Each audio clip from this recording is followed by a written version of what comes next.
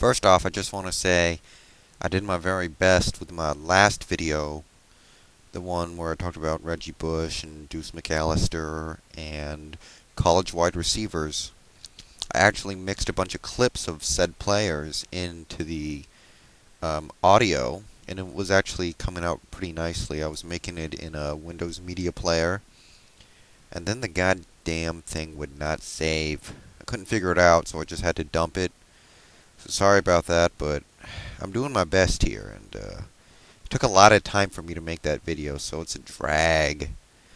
But once again, I'm thinking I might get a webcam soon. I don't think it's that big of a deal to begin with, but I guess a lot of you guys are getting bored with the football. So yeah, y'all, just keep that in mind. I am working to improve that, and yeah. Anyway, got a couple of other requests. One of them was asking, what do I think of Priest Holmes coming back in the 2007 season? How do I think he's going to do? Is he going to make the team at all? Well, this is an interesting development. I thought for sure he was done after Merriman, took his head off in 2005 there. But it's actually very good news for the Chiefs that they have this now. It means that Larry Johnson no longer holds all the cards in this contract dispute.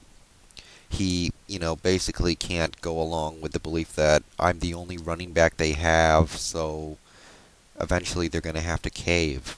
Now they could just go ahead with Priest and Michael Bennett and probably have a at least halfway decent running game. So that changes things. My thought is, however, that Larry Johnson will eventually end this holdout. He deserves to get paid more, and I think he will at some point.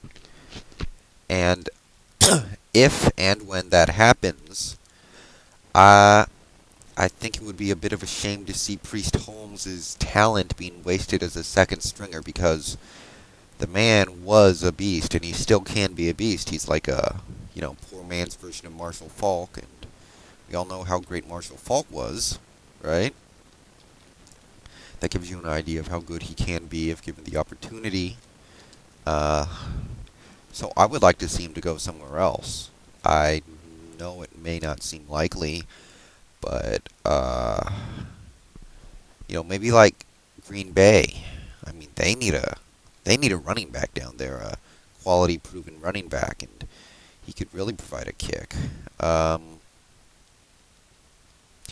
Yeah, I think he can still play. The doctors have cleared him and everything, and that's all I need to know. He was a very versatile player, very smart runner. I thought, he got a bit of a late start in this league after spending time as a backup in Baltimore. So, yeah, I mean, if Larry Johnson does end this holdout, I don't see Priest getting very much time. So once again, I'd love to see him to go someplace where he could. Hell of a player. Okay, I also got another request asking me to talk about the rookie class of this season, this upcoming season. That is Calvin Johnson, Brady Quinn, Jamarcus Russell, and all those guys. There isn't a lot to say yet. Right now, you got a bunch of holdouts in the first round. Dwayne Bowe, Brady Quinn. Who else is holding out? Well, I think there are like 7 holdouts right now. Russell and Johnson are actually both holding out as well. When I think about instant impacts from this rookie class, I do think you're going to see Anthony Gonzalez jump right into the Colts system, and as wide receivers on Indianapolis usually do, put up big numbers. Maybe not immediately, but I can see him making a rookie impact. I think come September, opening night, New Orleans versus Indianapolis, you're going to see Anthony Gonzalez go up against Fred Thomas of the Saints, and if he gets covered by him often enough, you could see Gonzalez have a hell of a first game. We all know Fred Thomas, he's had issues in coverage as of late. Other rookies I like. When I think who I think is going to... Well, actually, let me continue on that. Instant impact players. Another guy I really like in the AFC, Marshawn Lynch. He's my early pick for offensive player rookie of the year. He's stepping into a team that really does need a starting running back now that they don't have Willis McGahee. You've also got to consider the revamped Buffalo O-line with players like Derek Dockery and the beginning to break out Jason Peters. I think Lynch is going to get his 1,200 yards. He should see plenty of carries as the Bills continue to try and wean J.P. Lossman into a NFL level quarterback. I think they will, but that's besides the point here. So yeah, and I also think there's another Buffalo Bill rookie who could win Defensive Rookie of the Year for the same reasons. Paul Posluszny, and I'm sorry if I'm not pronouncing that correctly, but that's the best I got. He's going to step right in to play middle linebacker. At least that's what I hear. And we all know how middle linebackers in the 4-3 defense can hoard stats. So he's basically entitled to 100 tackles automatically by just starting at middle linebacker, plus a couple sacks, a couple picks, a couple of forced fumbles, all that good stuff. And if he's a special player like they said he was in college, he's going to get it closer to 130, 120 tackles, bunch of plays made. So those two are two guys I really think are going to be in contention for Offensive and Defensive Rookie of the Year. Another guy, I think you got to include Adrian Peterson into this talk.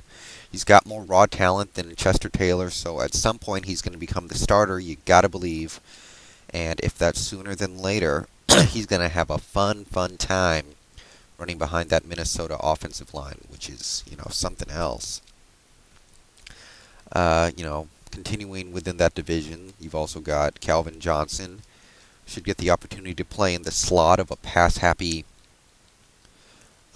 offense. I don't like him as much as some people do in terms of possibly making immediate impacts behind Troy Williams and Mike Fury, but he's obviously going to be a special player and should greatly benefit from being defended by number 3 cornerbacks and linebackers and safeties.